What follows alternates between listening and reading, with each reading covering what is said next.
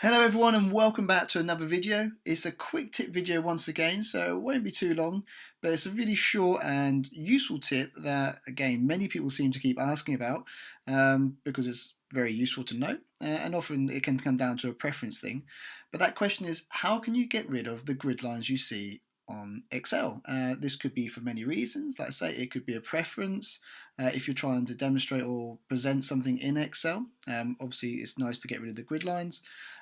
Also, if you're trying to get a screenshot or screen clipping of something you've got in Excel, you wouldn't want the grid lines in there, just to make it look a bit tidier.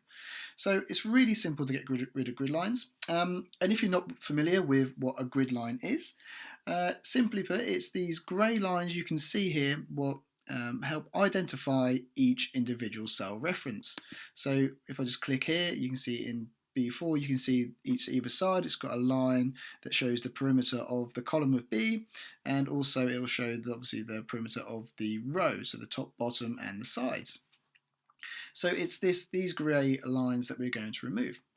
Very simple thing to do. All you need to do is locate the View tab from Excel. As we often say, your layout might be slightly different, although the View tab should be roughly in the same location. Once you've gone into the View tab, you'll get presented with these options along the ribbon. What you need to allocate is the section for Show, and you can see that we've got three options here.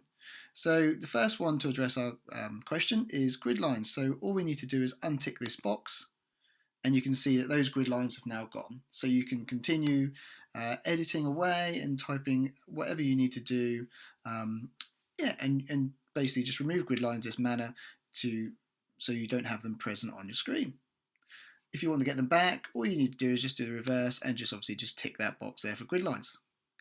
While we're here, it's useful to notice if you should for a reason need to get rid of your headings, you can do exactly the same. So the headings being those that list the column headings for A, B, C, D, so on and so forth, and the same for the row number. All you need to do, if you untick this heading box, you can see that your headings have now gone. To bring them back again, just do that tick box. And the last option we have available to us here is the formula bar. So the formula bar, as we know, is this long bar that runs along here, what allows us to input formula, text, or anything that's going to go into the cell reference there, or into the cell, should I say. So if you want to get rid of that, again, same process. All you need to do is untick the formula bar, and you can see it's gone. To bring it back there, you can obviously just hint it back. If you want to get rid of all three or any variation, you can obviously do so like that.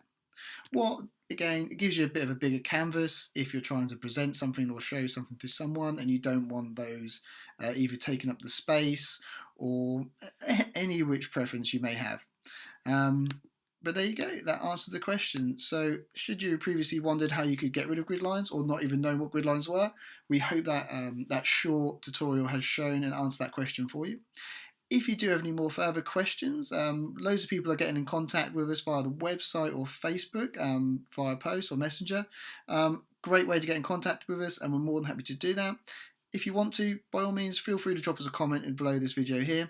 Also, below this video in the description section, you'll see there's links to our website and also our Facebook page, so you've got them for a quick reference. And last but no means least, if you enjoyed this video, please do give it a thumbs up and make sure you do subscribe to the channel and make sure you hit that notification bell so that YouTube notifies you of every time we upload a new video. Thank you very much for watching, and we'll see you in the next video.